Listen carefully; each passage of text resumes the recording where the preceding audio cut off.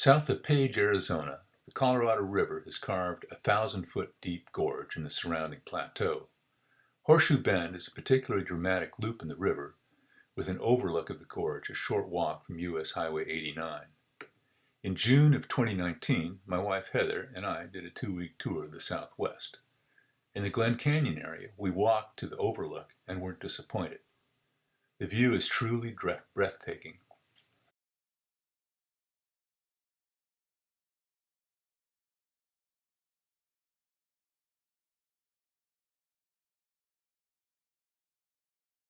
We were surprised, though, by how many people were visiting the overlook.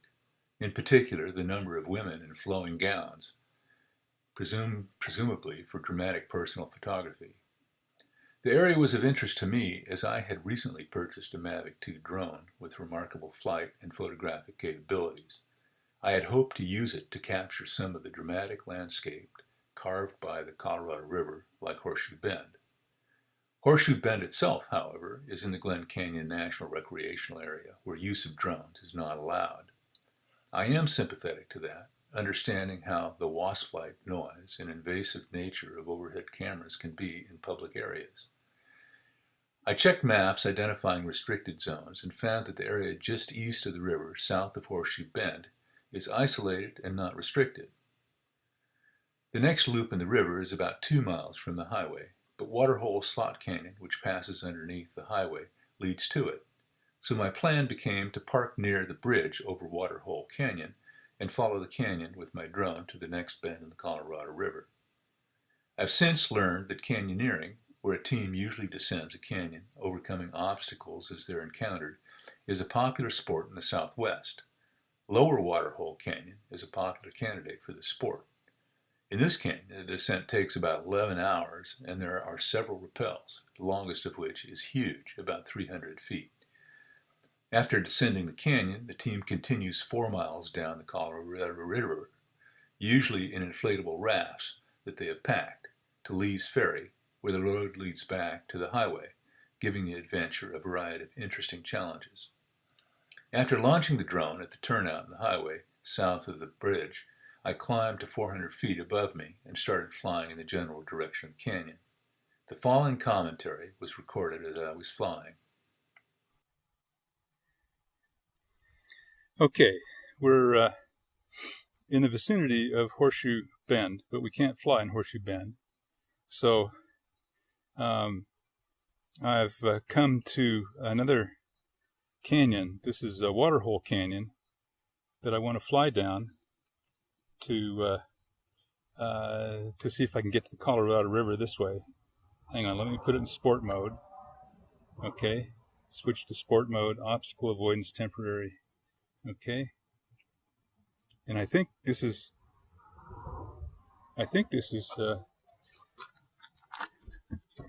Waterhole Canyon in front of me,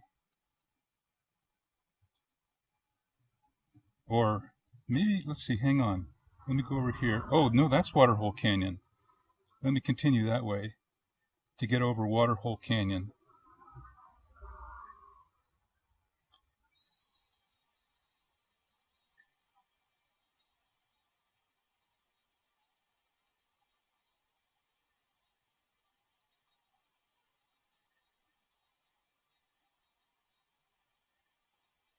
I got 86% power left. Looks like I'm in good shape.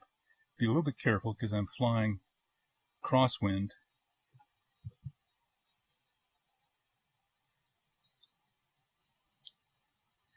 Okay. Now, I think that's the Colorado River down there.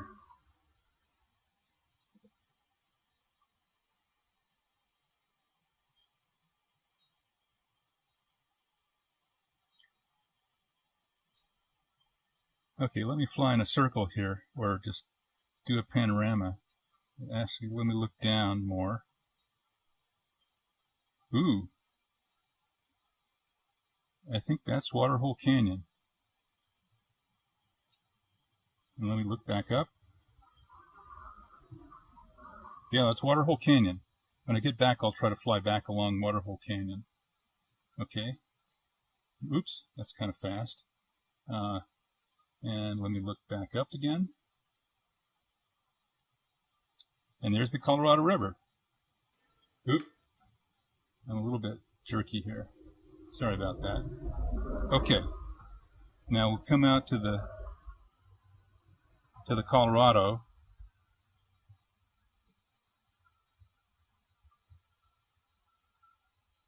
And then this is the next bend in the river, in the same direction as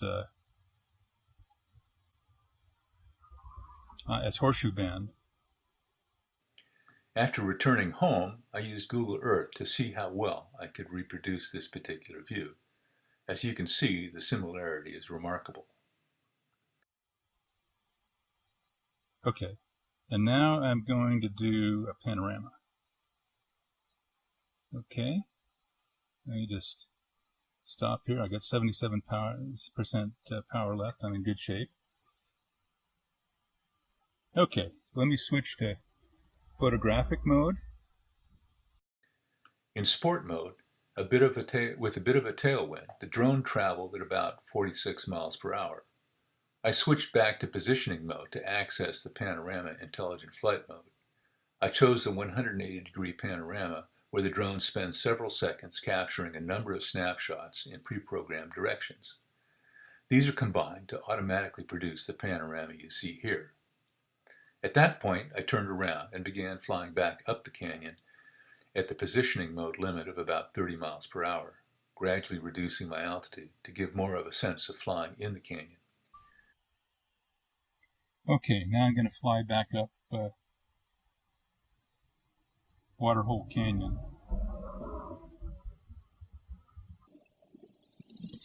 Come down a little bit. Okay. The display is a little bit dark, so it's a little bit hard to see. Let me come down a little bit lower.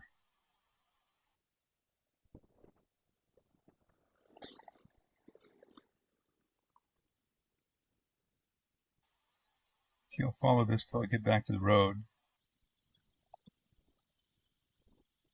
Can't really tell. Is that the canyon? Oh, here's the canyon. There we go.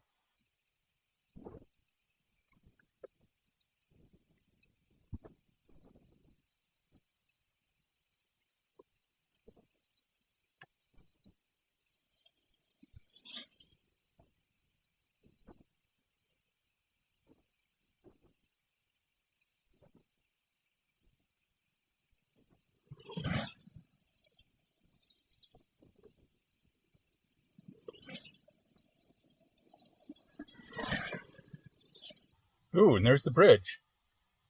Okay, I'm going to gain a little altitude here and then follow the road back to us. There's the road.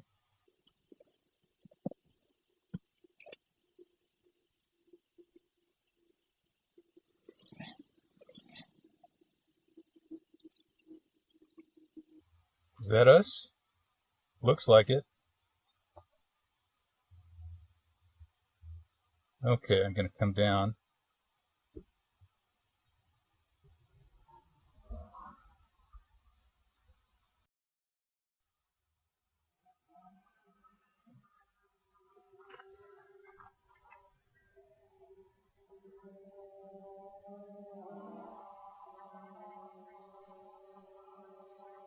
In general, I was amazed at the ease of operation and capabilities of this drone. It's a technological wonder that gives the sense of personally flying without the expense and risk of owning and flying your own airplane. I really look forward to more adventures with it. Thank you for watching. Please click like if you think making this short video was worth doing.